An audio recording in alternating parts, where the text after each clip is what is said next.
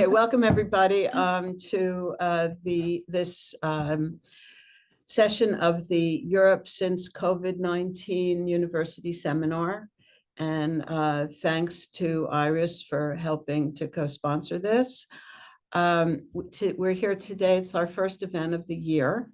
The university seminar is co-organized by Hope Harrison, who's here, Catherine Kleppinger, who's in French Studies, Hope is in History, and I, Hilary Silver, am a sociologist.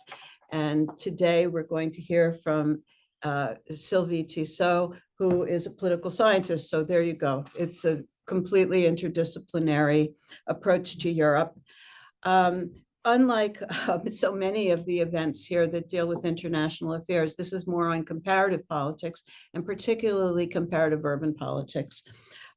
Sylvie Tissot is going to speak today on her book, Gayfriendly, which I'm holding up, Acceptance and Control of Homosexuality in New York and Paris. She is professor of political science at the Université de Paris 8. And her research focuses on the intersection of class analysis and urban studies. She has a previous book that's been translated into English as well, called Good Neighbors, Gentrifying Diversity in Boston's South End, which came out with Verso in 2015. And there she looked at the ambivalent way upper middle class newcomers position themselves as champions of diversity. And this clearly builds upon that study in Boston. Sylvie is also a founder of the collective Les mots sont importants, Words Matter, and she engages in debates on feminism, race, and religion. You can get Gayfriendly from Polity Press. It just came out in English this year. But I do want to say on a personal note that the way I met Sylvie was when I was editing City and Community. She published a really interesting article from her first book on dog runs and how different breeds of dogs reflect social stratification in a gentrifying neighborhood in the South End. So I was always so impressed by this study. I thought as an urban ethnography, and since then we've been fast friends, and we visit neighborhoods in Paris as well as neighborhoods in New York together. So for me, it's a real personal pleasure to have her here. And I will give you Sylvie Tissot. Thank you. Thank you very much, Hilary. And thank you for being here. I really wanted to thank you, Hilary, for organizing the event, because as you just said, for the last 15 years or so, maybe a bit longer, I think we first met at Harvard when I was a visiting scholar there. You've been a wonderful colleague and friend. And as you said, we discussed dog and gentrifiers in the south end of Boston, and then neighborhoods and gay friendliness in New York. You provided me with advice and references that have proved very useful to me. Well, you've been following my fieldwork in New York since the beginning. That's why I'm very honored to have your feedback now. So what I will do now is first explain the reasons that made me want to study affluent heterosexuals living in Park Slope and Le Marais in Paris. And then I present some results about the comparison between the two countries. And finally, since the book aims to have an intersectional perspective about along sexuality, space, race, class, gender lines, I will focus on gender and then the class dimensions of gay friendliness. So in 2010, I had finished the research project in Boston, studying gentrification in the South End, and more specifically, the taste for diversity in a group of upper middle class residents, mostly white and homeowners, and some of them members of neighborhood associations. And when I arrived in the US in 2004, for my first visit in the South End, I was very, very intrigued by the mix of tolerance toward racial minorities, sexual minorities, poor people, and the anxiety to control their numbers, their visibility, and their presence, especially in public space. And I analyzed this ambivalent attitude as a characteristic of the commitment to the diversity, and also a characteristic of the unequal relations in gentrified but still mixed neighborhoods, such as the South End. And what I realized is a dimension of this rhetoric was the insistence on gay people. The South End had been a space where gay people had moved in the 60s. Studying the way my interviewees, so straight, white, upper middle class residents, talked about homosexuality, for instance, about their gay friends, I realized it was a major element of the way they portrayed themselves as progressive citizens. And I thought this could be investigated further, focusing on the concrete relations between straight and gay people in gentrifying or gentrified neighborhoods. How do they live together in portions of the city whose residents so loudly claim to be gay-friendly?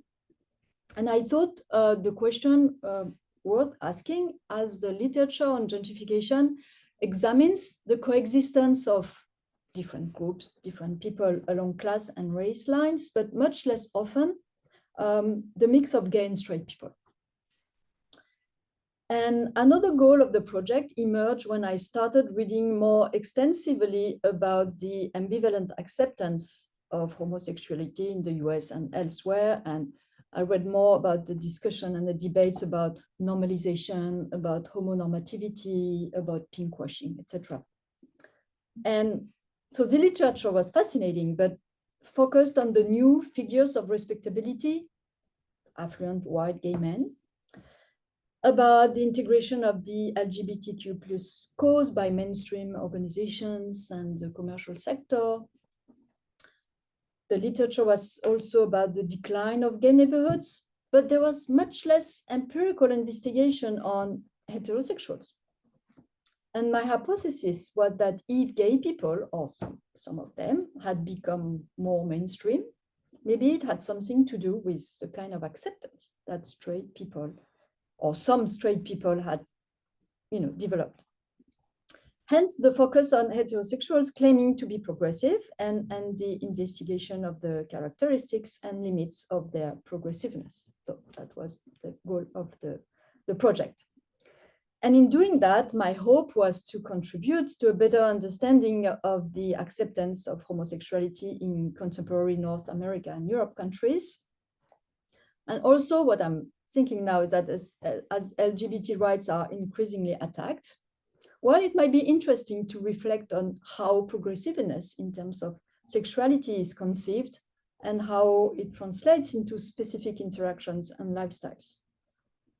So just to be clear, the goal of the book is not to criticize gay friendliness as a hidden or euphemized manifestation of homophobia, nor do I aim to explain what a real acceptance should be. The idea is to acknowledge that there has been progress and to consider that progress involves changing boundaries rather than the end of rejection, hate, and exclusion. And one way to account for the specificity of the changes is the comparison. So this leads me to the second point, the comparison between New York and Paris. So in 2011 and then in 2015, so the book had been published in French and then in English, the book about the South End of Boston. And I could not imagine, continuing the fieldwork in the same neighborhood. I had to change. So, I went to New York where I had personal contacts, and the question was which neighborhood? And I chose Park Slope rather than the Village or Chelsea, for both scientific and political reasons. Park Slope, known as the lesbian neighborhood of New York, allowed me to resist the excessive focus on gay areas in the social literature, and to really address the question of whether acceptance toward lesbians differs from acceptance toward gay men. And on the other side of the Atlantic, in Paris, Le Marais is the only gay neighborhood of Paris, so the choice was pretty easy and obvious. Of course, the neighborhoods are different. Le Marais is a historic and touristy center of Paris with very narrow streets, and the other one is in the Brooklyn borough next to Prospect Park. But I think the comparison makes sense, not only because those are gentrified neighborhoods whose buildings have been totally renovated, but because there is a similar group of people whose voice prevail in the area, who sets the tone. In Boston, I'll call them the progressive bourgeoisie, white upper middle class who have moved in formerly poor community, which now ranks among the most expensive neighborhoods in the city, Park Slope and the Marais. These people are involved in their neighborhood, they care about their environment and share a set of liberal values, more specifically a valorization of diversity that includes gays and lesbians. The purpose of the comparison was not how gay people who live in the two neighborhoods, how do they feel? Are they more accepted in one country than in another? That's how my interviewees understood the studies. They were like, oh, so which country is more gay-friendly than the other? The majority of the interview, the 2/3 of the interviews were with straight people. And the question was, how do they accept homosexuality? In the two countries, in the two neighborhoods, they vocally reject homophobia. They consider that gay people should be accepted and that it is not a problem to have gay neighbors. Some even say that it is a positive aspect of their environment. Most often they support gay marriage and same-sex parenting. Yet there are several differences. First of all, in the US, in Park Slope, gay-friendliness is based on the idea of equality of rights and the valorization of marriage and family life. So when I asked my interviewees, so straight resident of Park Slope, I asked them, why do you support? I asked them if they support same-sex marriage, and they said yes. And I asked them why. And they said equality and non-discrimination. Everybody should have access to marriage. And this rhetoric, very powerful in the US, contrasted with the lower level of interest showed or demonstrated by French people in issues relating to rights and discrimination. In France, acceptance of homosexuality is rooted less in the principle of equal rights as in moral and sexual liberalism. It is on the grounds of an attachment to private freedom that homosexuality is accepted in France, without this necessarily being expressed in political terms. Many people in Paris emphasize the freedom of anyone to do whatever they wish with their body and to practice any form of sexuality they choose without being constrained by any moral norms or institutions.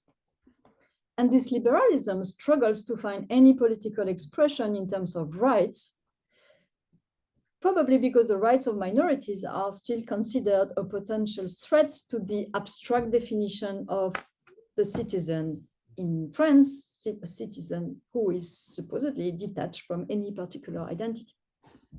Well, as a consequence, no one in Paris expressed support for the new legislation, so the Taubira law, which legalized same-sex marriage in 2013. No one in Paris expressed the same support with the same level of enthusiasm as the New Yorkers. Those who took part in demonstration in Paris were very rare, a sharp contrast to New York, where it was considered perfectly normal to attend gay pride events.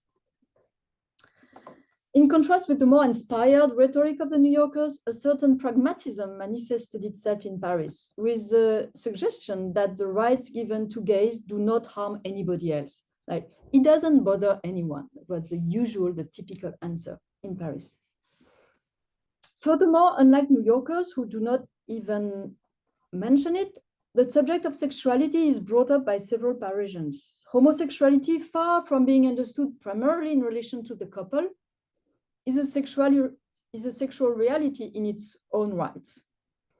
And moral liberalism characteristically distances itself from the institution of marriage that is often considered with irony in France, a contrast with loyalty to a ritual which is still regarded as self-evident in the US, and probably because it's still a central element of social status. In the US, the value attached to marriage explain another common reference in my interviewees' answers, the reference to love.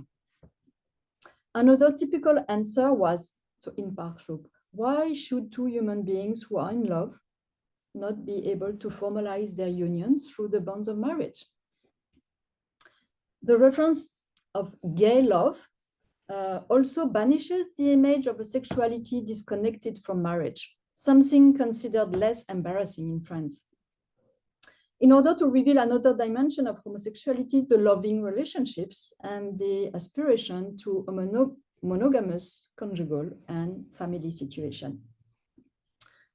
A perspective that also explains why a significant number of churches have come to support same-sex marriage, and that's the case of Park Slope Methodist Church. And I will go back to this church later because it was important for my fieldwork. On two other issues, Parisians expressed strong reservations. Many of them were inclined to support same-sex marriage, yet have a reservation on the subject of filiation.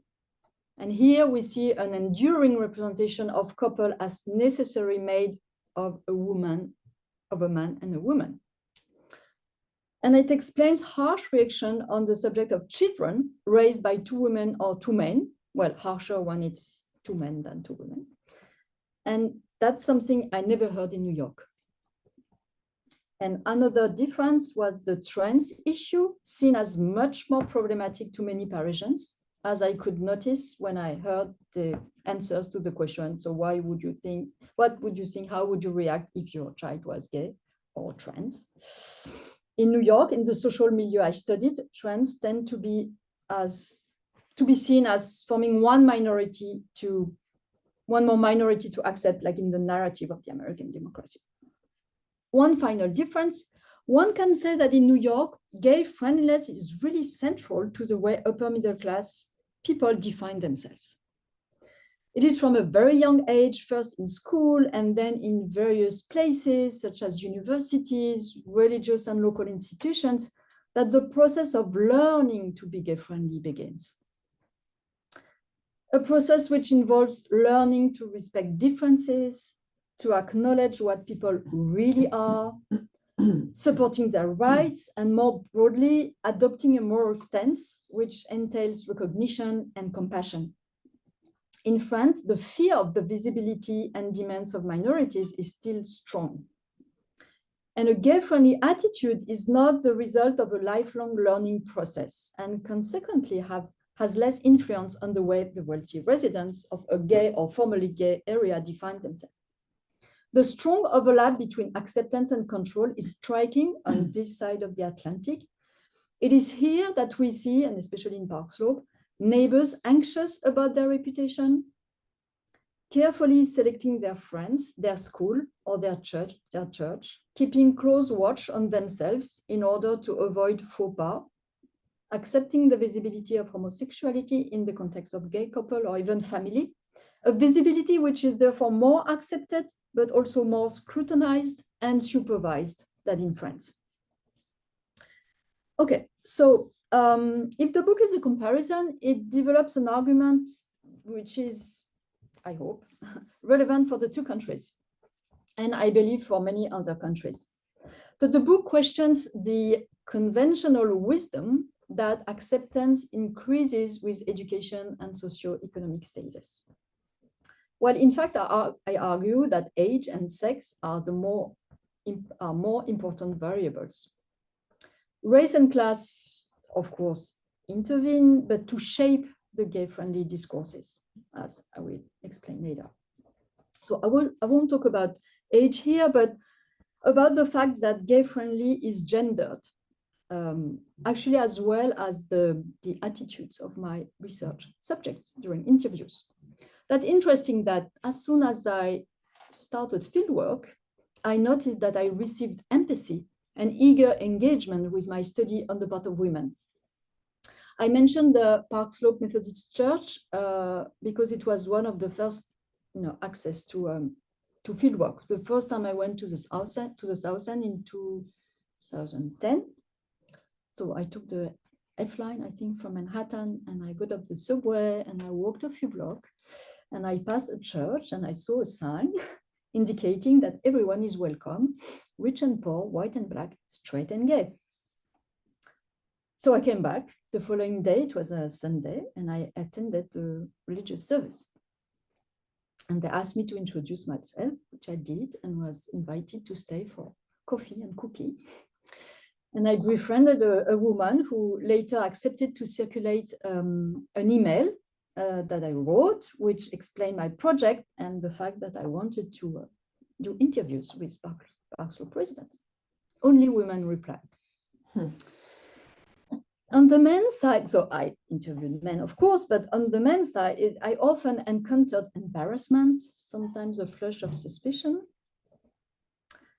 And of course, those attitudes, as often the relationships between the sociologist and his or her research subjects are themselves it's data, very indicative. In any event, it was not totally a surprise, and quantitative studies have already showed a clear gender gap. Women are more likely than men to support the rights of LGBT people and to be less prejudiced toward them. Nevertheless, I brought to light some masculine figures of gay friendliness, tracing back to particularly unusual life trajectories, men raised by their mother, men who had experienced traumatic experience, etc. All this creating what some call hybrid masculinities.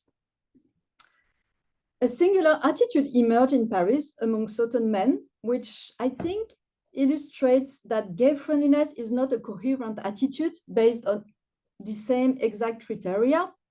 It's rather a mix of distance and proximity. And these men, interestingly, embody a French sexual liberalism and its limits. So I call them players of the Parisian nightlife scene, les dragueurs de la nuit parisienne. Yeah, I don't know if it's a good translation, I don't know.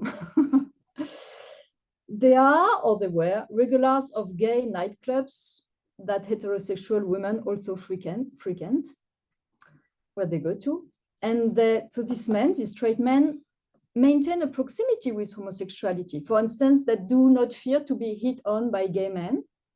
The sexual, what we call the sexual panic, based on the assumption that all gay men make advances, it does not exist in those heterosexual men. They sometimes witness sexual practices in clubs. They're okay with that.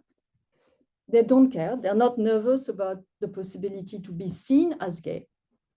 Why? Because they are, they explained to me, sure about their sexuality.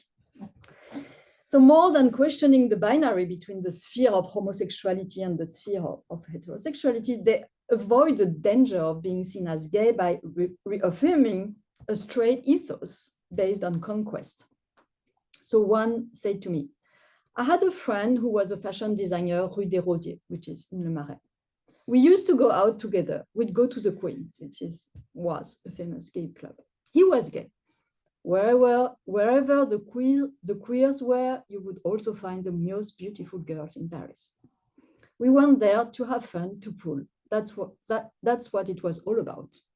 So here we see that the display of masculinity through sexuality and through heterosexuality makes it acceptable to mix with gays in gay places.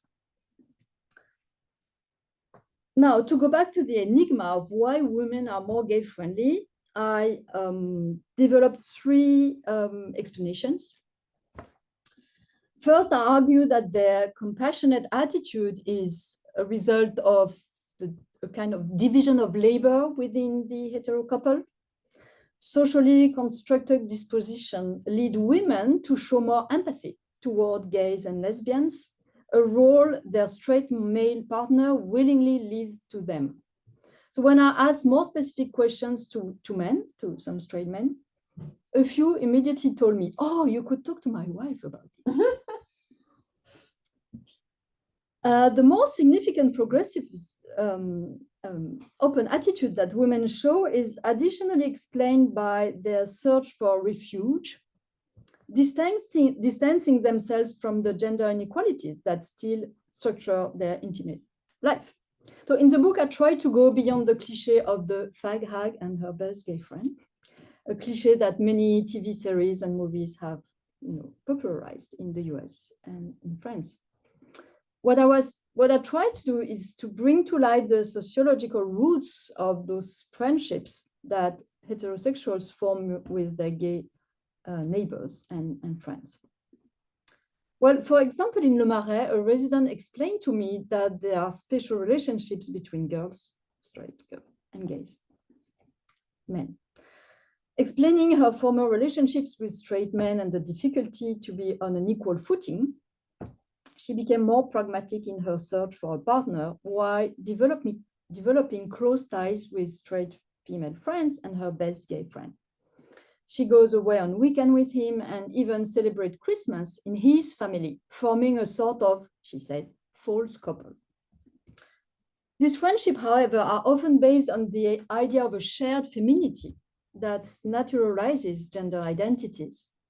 A woman I interviewed in New York told me that she can connect on a feminine level with her best gay friends. In addition to that, as I could realize from with other interviews, the femininity that is often appreciated in gay men when it's not caricatured often suggests class in the two senses of the word, elegant and bourgeois. And this does not work for lesbians.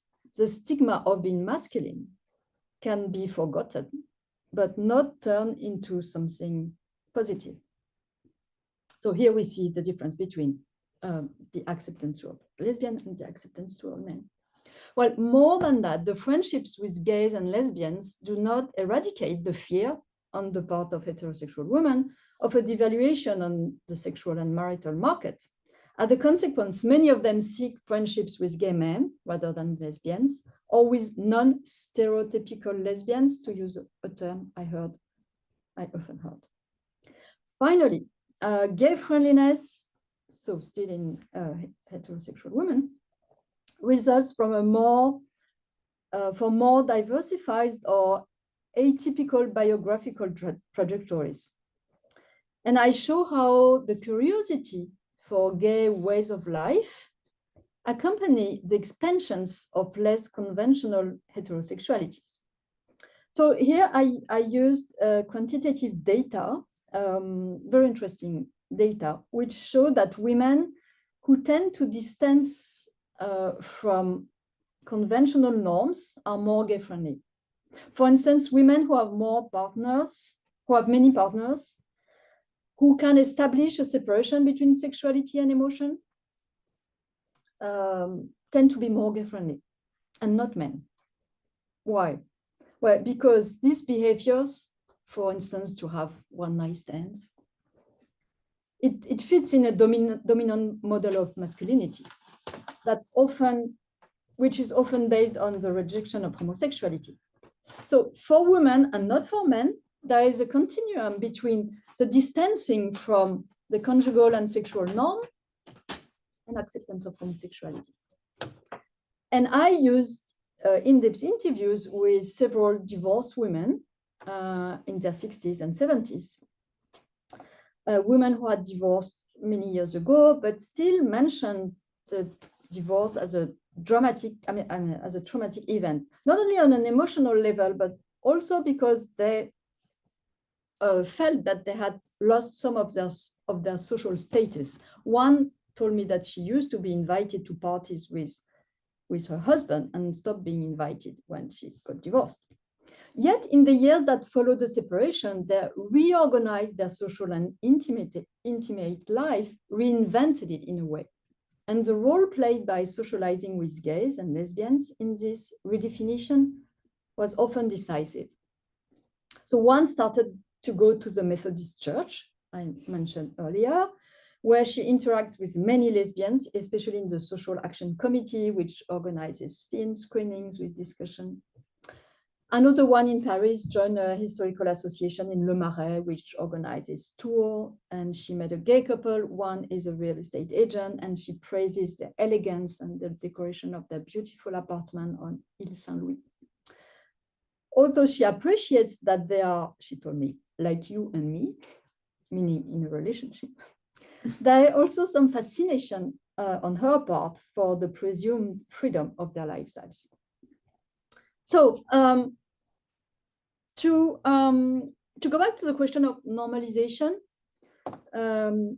supposedly resulting from the fight for gay marriage, well, I do not examine the lifestyle of gays and lesbians. That's not my study. I do not measure any normalization. But on the heterosexual side, we see that the growing integration of gays and lesbians in the lives of heterosexuals, of course, outline the contours of respectable homosexuality, but it also leads to a redefinition of heteronormativity, with what we call non-normative heterosexualities emerging, particularly among straight women.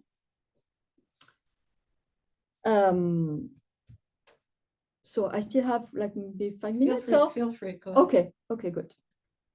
So as I said, race and class are factors, but not in the sense, this is what I argue at least, that progressiveness would increase with education or wealth. Class shapes the gay-friendly discourse. With all its specificity, its ambiguity, and its limits, gay-friendliness has emerged in specific spaces, and with it a specific socioeconomic group.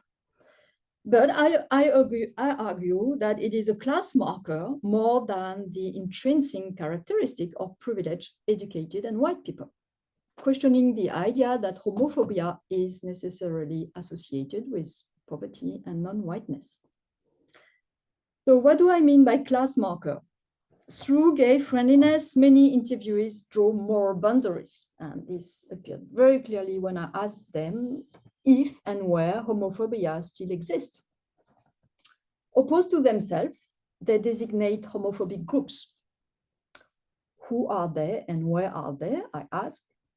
Well, in France, my interviewees said le banlieue, which is poor communities outside of the large cities. It's very different from suburbs, but it's the same word. And province. So province means everywhere except Paris. And in New York, many said ethnic communities and the South. So here we see a typical process of social distinction through which progressiveness works to uphold moral authority. And in my book, I do not examine the reality of these stances, as I didn't compare acceptance in Paris and in rural areas. Some scholars do. They're doing very interesting work about these areas where the conditions are different. Anyway, but I examine these claims as part of the way class stratification works, so not only through economic inequalities, but also through cultural lifestyles, and here more claims that reject others toward conservatism. If I focus on class, it is also because, in my view, it provides one explanation of the progress of acceptance. And once again, I mean, I believe, of course, that acceptance of homosexuality exists elsewhere, with a mix of exclusion and inclusion, of openness and reservations, of visibility and invisibility that work differently. But analyzing the ingredients of gay friendliness, I realized that it involves something specific to a group, the capacity to control others, and also to control one's anxieties. And it was a result of my book on gentrification in Boston. I saw a group of affluent residents, and they love diversity, and they love, living next to others, but with the condition that they could control these others. And this helped me understanding the enigma of gay friendliness. Straight people seeking close by homosexuality to establish their moral authority, but being at the same time deeply anxious to control it. How do they deal with these anxieties? To use Richard Sherman's expression, the anxieties of affluence. How does this control work? Well, it implies organizing authorized visibilities in various spheres, public space, friendship circles, private home. It rests on a norm that is not necessarily coherent and is not limited to the normal gay, a man who seeks a marriage-like relationship. Different is appreciated, but the appreciation is subtle and measured. And the norms of respectability are stricter for lesbians than for men. For both gay men and lesbians, gender non-conforming looks remain problematic, but not to the same extent. Femininity of gay men, as I said earlier, when it's not caricatural or extreme, may suggest class, as I said, in the two senses of the word, bourgeois and elegant. And interacting with them can provide cultural capital to heterosexuals. On the contrary, as I said, masculine lesbians are always suspected to be aggressive, not discreet enough. Well, and to conclude, I would say that, of course, the reorganizing of relationships between straight and gay people results from the gay and lesbian movements, of course. And queer people, have fought for their rights and still fight for their rights, for the end of prejudices, discrimination, violence. And gay-friendly attitudes and gay-friendly spaces are a result of these demands. But what we can call a new regime of heterosexuality was also engineered, fabricated in a way by heterosexuals who, via a tour de force, maybe characteristic of the dominant groups, were able to master and transform the changes into more profit. Thank you very much.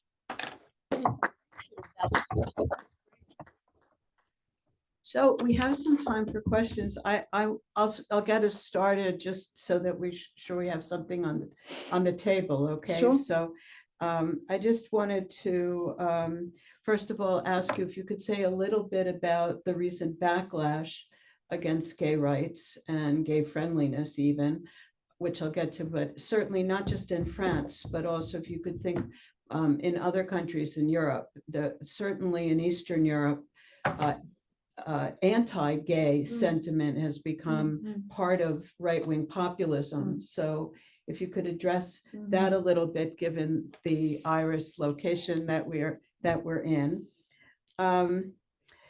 I was wondering if you could explain a little more for the audience about the 2013 gay marriage law, permission, whatever, that politically speaking, how it got passed and why there's less support for it than there is here in the United States. Is much more of a question that's being addressed at the state level, attempts to backslide and to bring it as far as the Supreme Court. So that is a backlash. And to the extent that there is a backlash, to what extent does that push progressives to being even more gay friendly than they might not have been had they not seen this retrograde conservative movement? I have a final question, which is a little bit more about space. There's a big literature in urban studies about gayborhoods, right? And what I thought was kind of interesting is that the two places that you chose aren't, while they seem to be perhaps on racial grounds homogeneous, on class grounds homogeneous, in fact, they are ethnically and religiously heterogeneous, let's say it that way, so that there are minorities in these neighborhoods.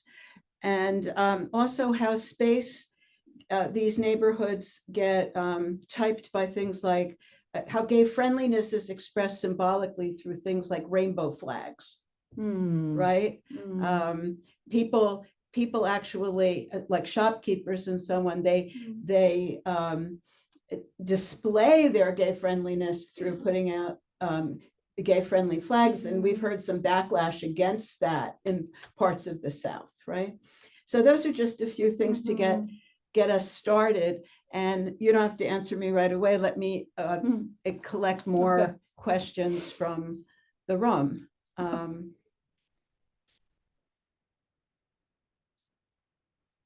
guess I can start. Do you want to introduce yourself? Yeah, so I'm Nicole. I studied in Paris last year. Mhm. I lived in Paris for 4 months. Mhm. And I did spend a lot of time in the Marais. And during that time, we encountered like a lot of gay clubs in like that area specifically.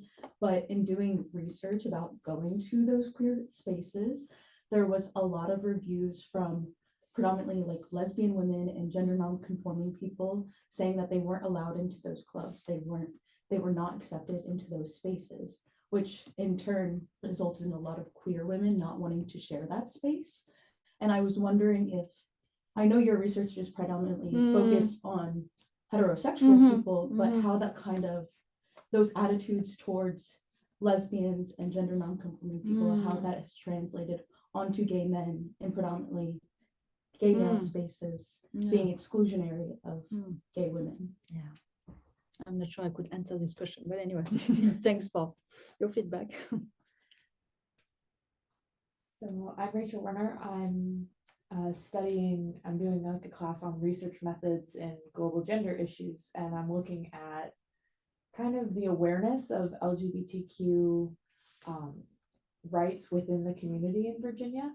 So I was wondering if when you were doing your research and doing your interviews, how like the heterosexual people that you interviewed vocalized their own awareness of like was Their what, part sorry? of, I'm trying to Yeah. phrase the question. So for gay friendliness, was part of that being vocally aware of the progressive like legislation and the laws, or was it more just about who was in their friend groups and about their own presentation?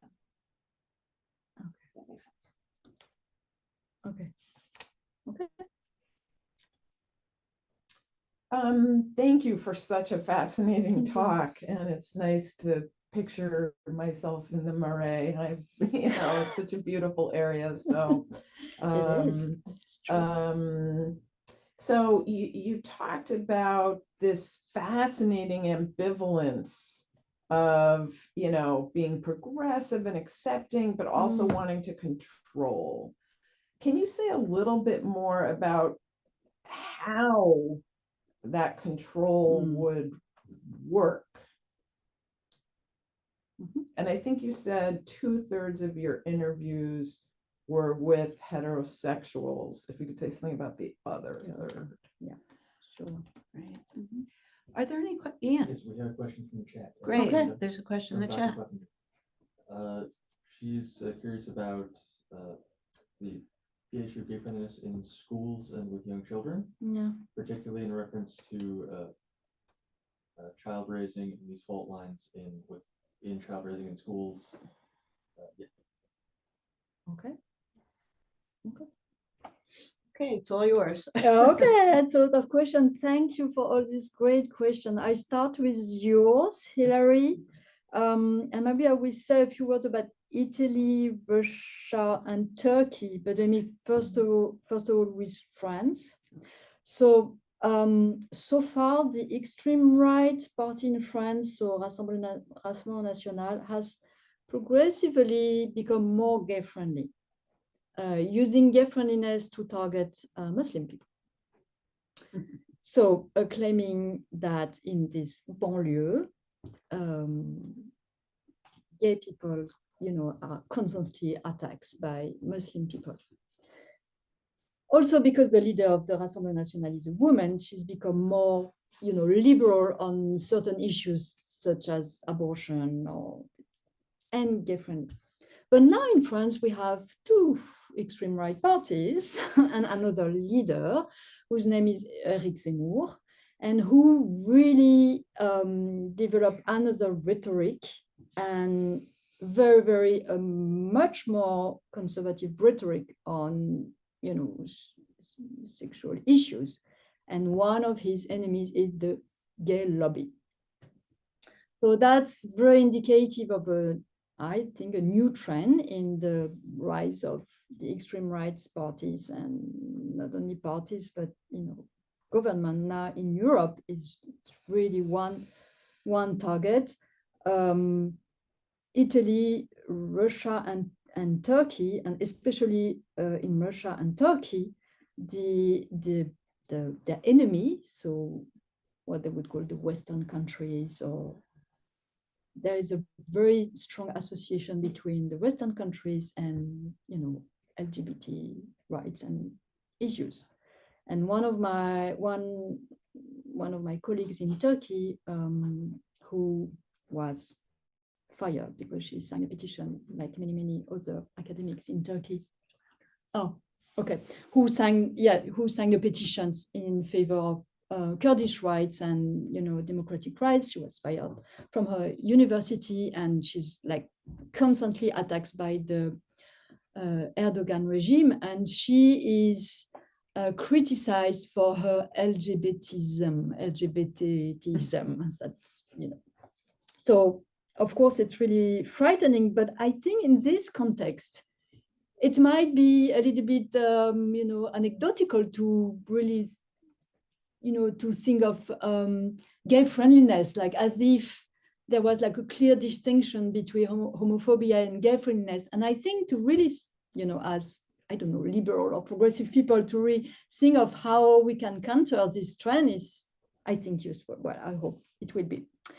So in 2013, a law was passed, you know, nationally, so the Taubira law, which legalized same-sex marriage and same-sex parenting. And it was quite surprising to see the protests that emerged in 2012 and 2013. Huge demonstration in France, not only in Paris, but in many other cities.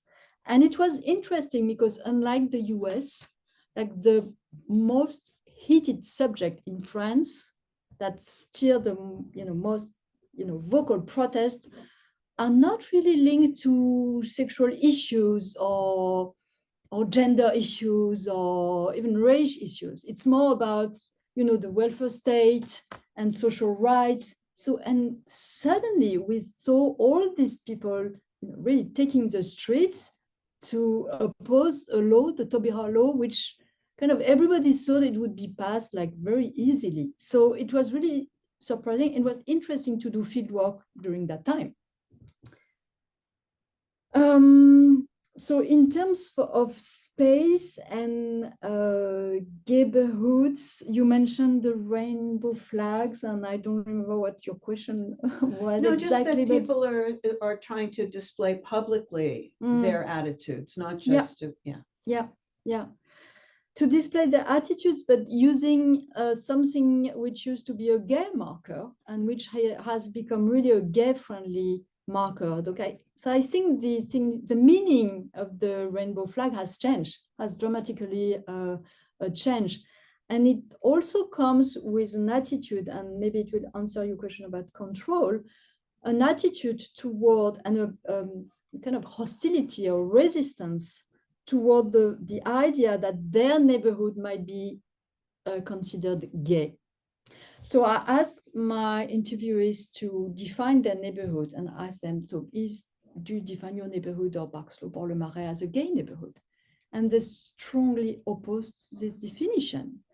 So a diverse neighborhood was often, you know, it was often a description of the neighborhood, but there was a resistance to the fact that gay or homosexuality can define their environment, which is an indication of their constant efforts to have the right to define their neighborhoods, to imprint their social norms, and to be acceptance, but on the condition that they can control who is on public space, who isn't. And I interviewed a few people in a historical association in Le Marais. So I mentioned this woman who joined the historical association. And this man, so most of them, they are retired people. And he told me that he constantly make a distinction between the bars, what he said, crado, bars crado, so sleazy, or I don't know how to translate the word. So not respectable, and the one who are. So it's not a distinction between straight places and gay places. It's really a distinction between the gay places which are okay and the gay places which are not. And I guess it's how the control plays out. It's through a constant definition of what is okay and what is not, that is exerted through associations, schools, etc. And to try to answer the question about school, I interviewed a few people in the school, which is very famous in Park Slope, the PS 321 school, a very much sought after school, like a public school, but all parents want to send their kids to this school. So it's a school which claimed to be very, very gay friendly. They have a diversity committee and can read their website. It's all about diversity, etc., etc. And I interviewed one teacher, one gay teacher, very enthusiastic about the school, not critical at all. And I asked him if he sometimes mentioned the fact that he's gay. And he told me, well, every year, like before school starts, teachers write an email or a letter to parents and saying a few sentences about their vacation. And the director of the school told him not to mention that he went on vacation with his partner. And he told me that the only way of mentioning his homosexuality to the kids was when he talks about his partner and their dog. So it's only when he mentioned that he's in a stable relationships that he can indicate, that he can signals that he's gay. Otherwise, he doesn't. And he's, he was so enthusiastic about the school. He told me that he wanted to be a role model and to say that, gay people can be, he wants to show to the kids that gay people can be fantastic, can be great, etc., etc. But it was very interesting about the subtle control that was exerted on him, that he didn't have the same freedom than his colleagues, obviously. So I don't know which other questions. This you question have. about There's the a question. clubs. About the gay clubs in Le Marais. Well, honestly, I don't know what to say because I didn't go to these clubs. I mean, I did to some of them, but not part of my field work. So, and that's not something that I would ask the gay people living in Le Marais. I didn't really ask them about their straight friends. But not really about the kind of exclusionary attitude themselves could have. So, but what I asked them, the gay men living in Le Marais and the lesbians living in Park Slope,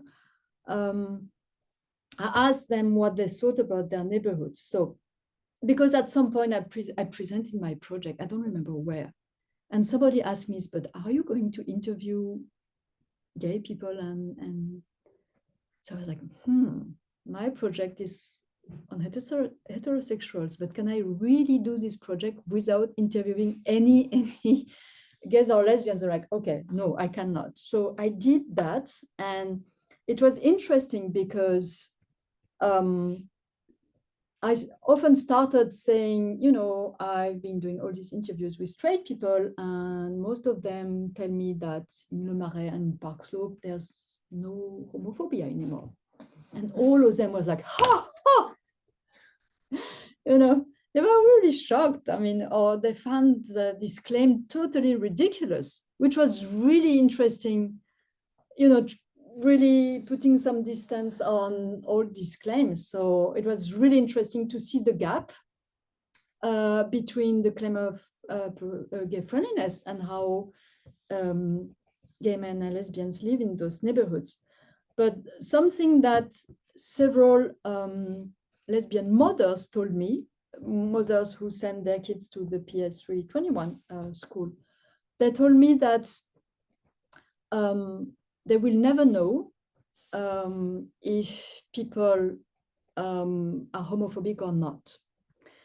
Like they live in this very gay-friendly environment, they send their kids to this very gay-friendly school, but they don't know. Nobody knows straight, and no straight people could say homophobic things in front of them. But one of them told me, well, if my kid is not invited to this party, why? Is it because of us? Is it because of something else? Is it just, just pure accident? I will never know. And it's what she described. This is a very particular kind of closet or non-closet, I don't know, but it's a very specific situation where, I mean, the anxiety has not disappeared. So that was very interesting to have, very interesting to have this this kind of feedback, and also this distinction between the respectable homosexuality and the non-respectable homosexuality was very interesting. It was very interesting to make this interview, especially with this woman. One of them saying, I am a journalist, she's a lawyer. I interviewed the two women together. She said, we read the New York Times, we're very respectable. And if we were feminist or talking about destroying patriarchy, it would be different. So. What's your question? No. I see somebody with a hand up I think, I'm not online. sure if Rachel's question was. Yeah, we want to answered. have Rachel's question answered, but I see a hand up online. Is that, Oh, that was the question. that was the question you asked? Yes. Okay, Okay. great. What was your Yeah. question? Mine was just on awareness. So if you wanted to talk a little bit more maybe about like the content of your interviews and whether, yeah.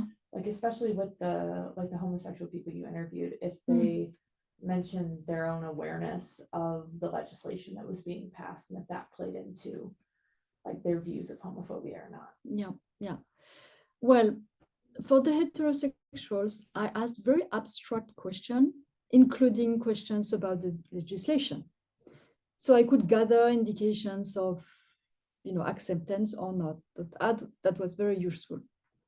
But I also asked a lot of questions, more empirical questions in a way, about what would you think of two women or two men raising a child, or how would you feel if your child was gay, etc., etc. Because some quantitative data have shown that the more educated people know how to answer the questions. So they know the right answer.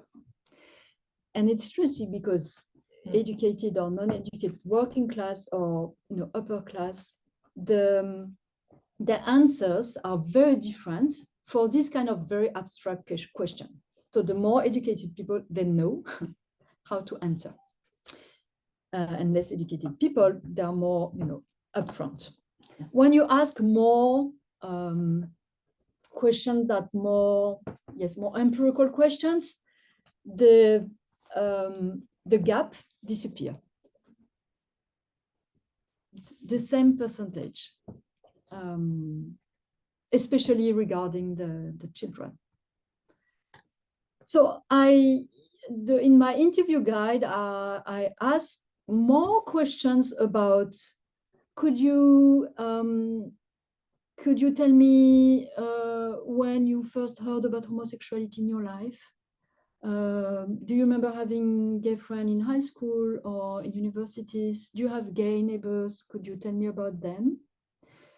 Because the problem, if I ask only abstract question, is that I knew I would have like the similar answer, which was interesting, and especially to differentiate between the rhetoric in the US and in France, like the rhetoric more oriented on rights and non-discrimination and family in the US, and what I just explained. So it was interesting to ask them abstract questions and how they justified their gay friendliness.